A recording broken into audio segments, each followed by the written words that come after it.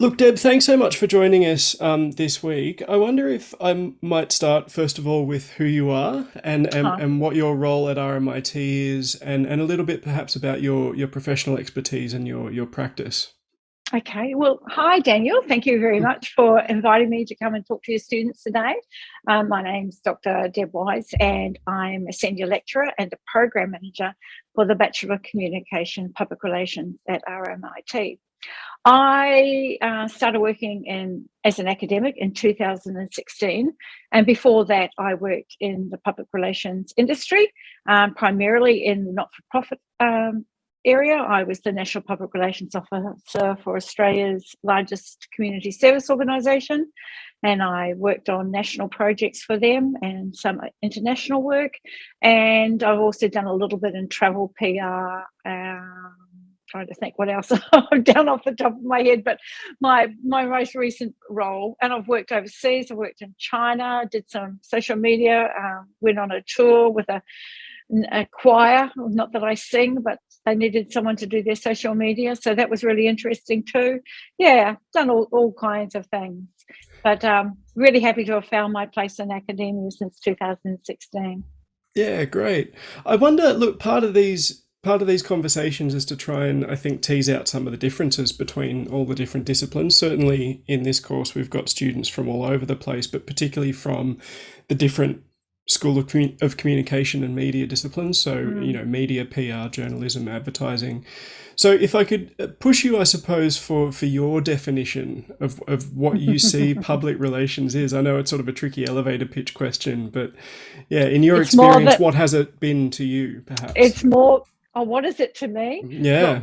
PR can't decide what PR is. We have whole conferences about what is PR. There is no one definition, and even amongst other academics, there's no single agreement. I like to think that it's about shaping public opinion. I don't think that it's a benign force in society at all. I think it's got a huge social force. Um, it's neither good nor bad, and that's sort of what we're going to talk about today. It's how people use the PR toolbox, if you like, that determines if it's good or bad. It can be highly ethical.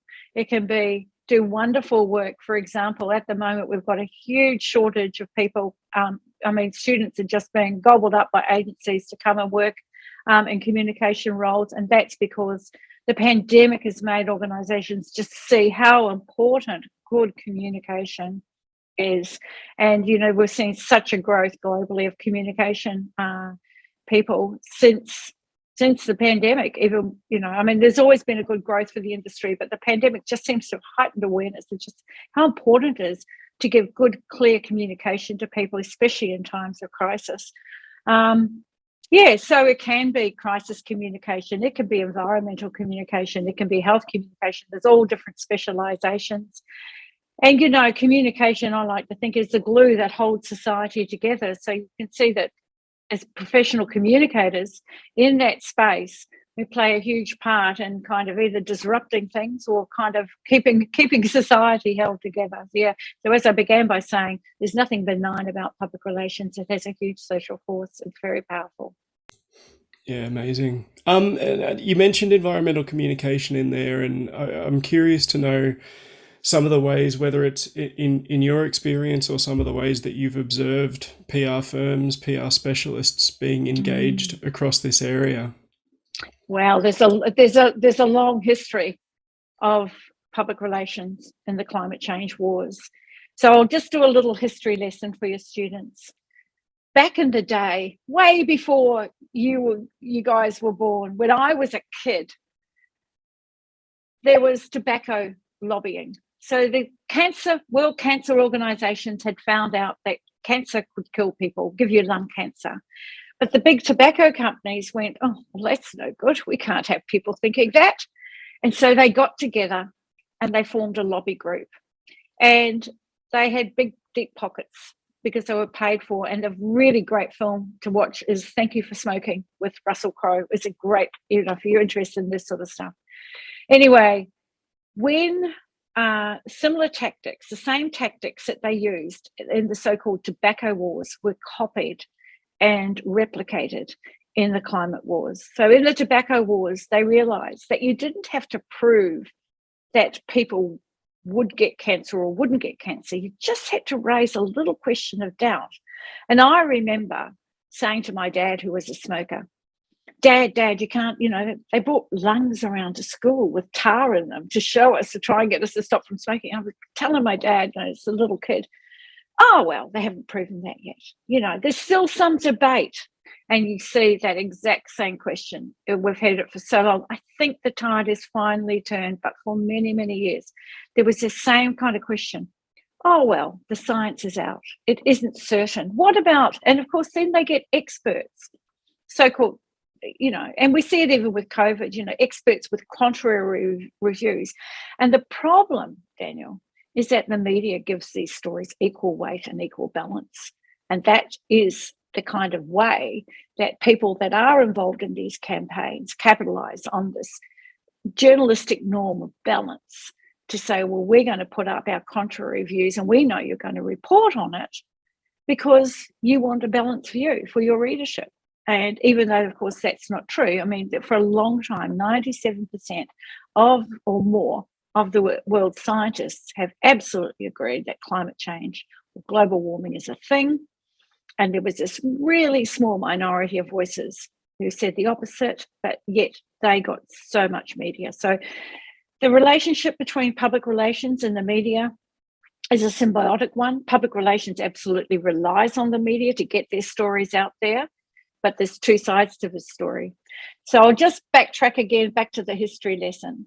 So that when the climate change kind of fossil fuel companies sort of went, oh, crikey, look at this. What are they going to do? Stop us selling petrol, stop us digging up coal out of the ground. What are we going to do? They employed the same big PR company. I think from memory, it might have been Edelman. Don't quote me on that. And said, okay, we've got this problem. They went, simple. We know what to do. We've done it all before.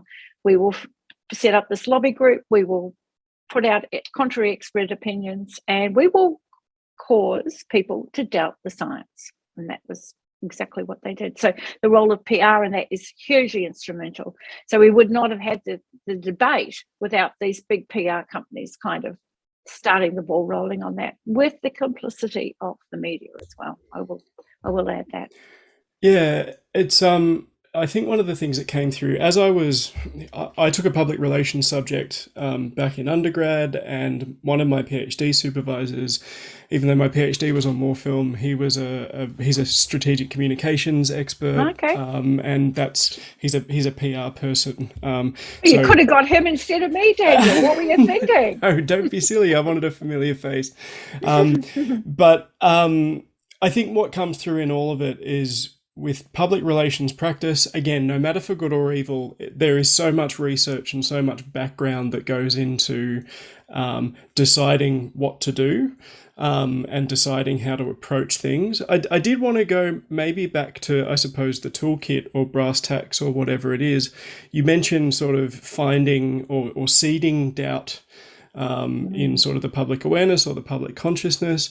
Are there any other tactics that you can think of sort of offhand that PR firms might employ, or specialists for that matter, in trying to sway opinion one way or the other? Well, I mean, there's several well-known kinds of ways that not just PR, but organisations have kind of ways they've used to seem as if they have green credentials when they actually don't.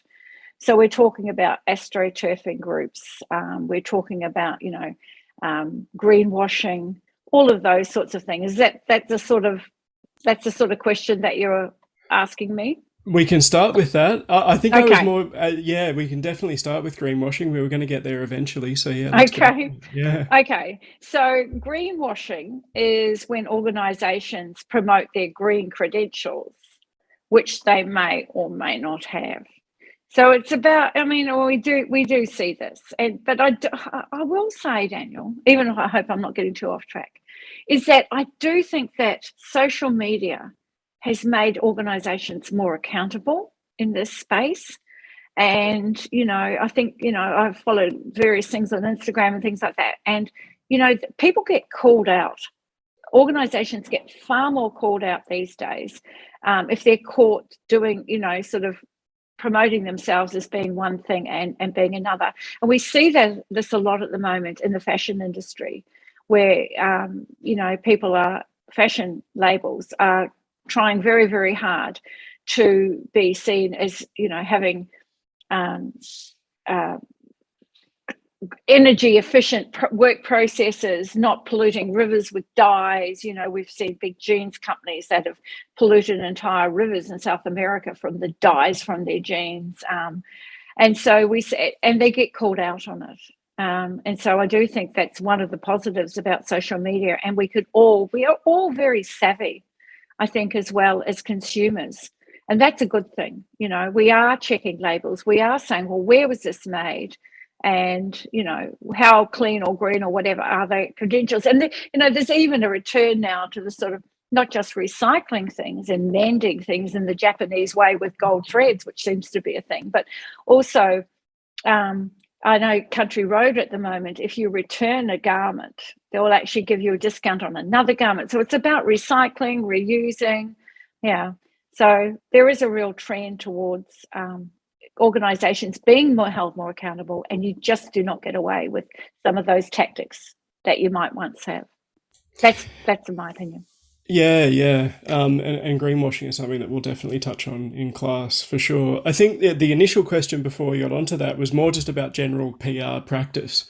What are some of the tools that firms, agencies, and specialists might employ in trying to change people's behaviour or change people's opinions or sway sort of public awareness?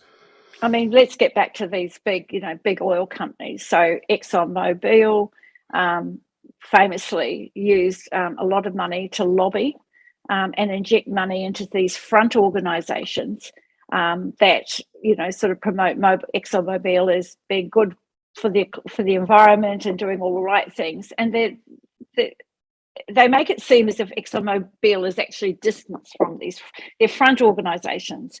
To the average person, you wouldn't know that ExxonMobil was anywhere near them or had anything to do with them.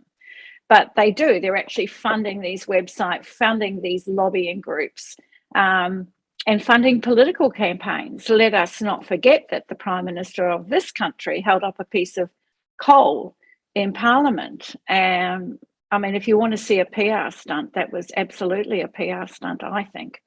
So there's all kinds of ways, and a lot of it, even though we talk about being savvy, unless you look closely, it might be very hard to actually see what's actually going on. These things are very well hidden, and the power of the big oil and big coal, especially in Australia and elsewhere around the world, has been largely responsible for us not taking action on climate change. It's these lobbying of governments, taking a piece of coal into Parliament. It is this money talks, and it's the money that stops us from taking action on climate change, really. Yeah, definitely. Follow the money, I think, is probably one of the core ideas of this course. Look, Deb, I won't take any more of your time. Thank you so much for joining us. I'm sure the students will get a lot out of it, and we look forward to deconstructing and dissecting this conversation in class. So